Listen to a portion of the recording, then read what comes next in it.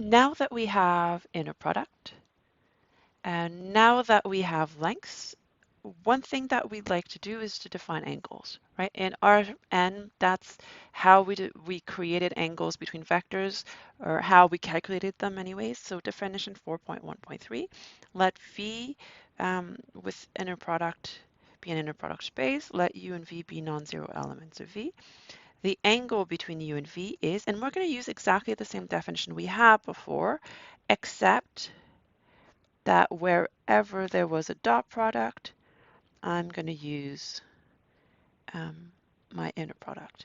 And the lengths will be the lengths calculated with this inner product as well. And so we'll say that two elements, U and V, are orthogonal or perpendicular if the inner product gives you 0. Note that since the domain of the arc cosine function is from -1 to 1, the definition of the angle only makes sense if this interior part is between -1 and 1 for any non-zero U and V in V. All right, so this is given by the Cauchy-Schwarz inequality. So the theorem, Cauchy-Schwarz inequality, let U, V be vectors in an inner product space, then the length of the, the, the absolute value of the inner product is less than the product of the lengths. All right, so let's prove this. I'm going to take, this is a bit of a strange proof. I'm going to take W to be a new element. It's going to be U plus TV.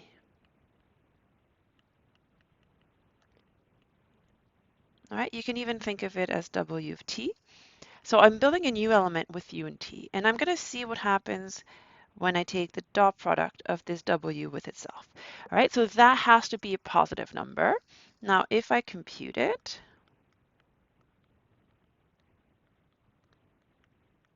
I'm going to be able to expand this. So I'm going to expand this just like we did in linear 1. So I'm going to get UU plus UTV plus TVU plus TVTV.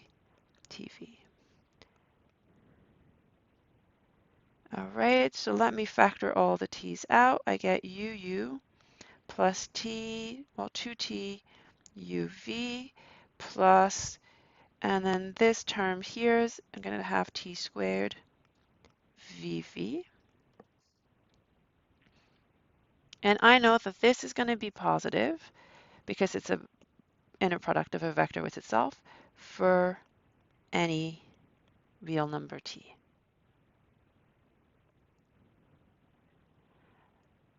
I'm getting, if you think of U and V as being fixed, I'm getting a constant times T. So let's write it that way. So this is UU plus T times 2UV plus T squared times VV. So I'm getting a polynomial. Let's call it P of T. I'm getting a polynomial, which is always positive. And so that means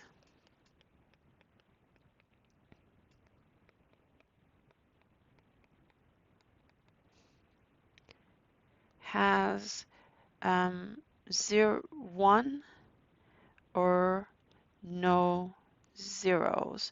So when you look at the quadratic equation,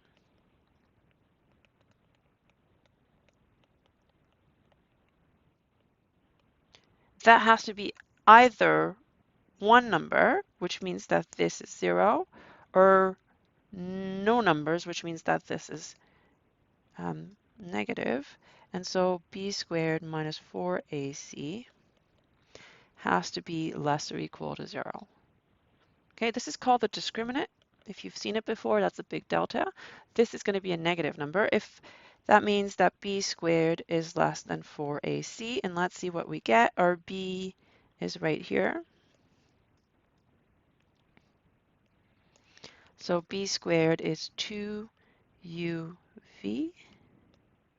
is less or equal to 4 a is this, and C is this.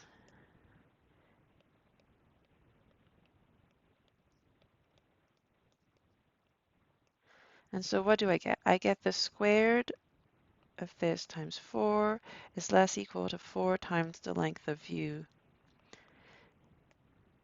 squared length of v squared. The 4 cancels, and then I'll get that this middle piece here.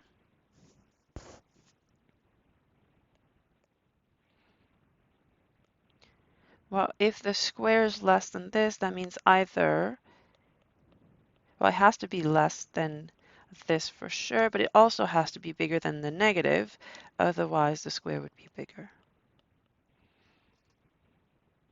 Okay, or how did I phrase it here? Yeah, the absolute value is less than uv. Right, this is a very strange proof. Very weird, in some ways very cool, but it's so hard to see what it's telling us. It's proving the result we want, but it's a bit cryptic.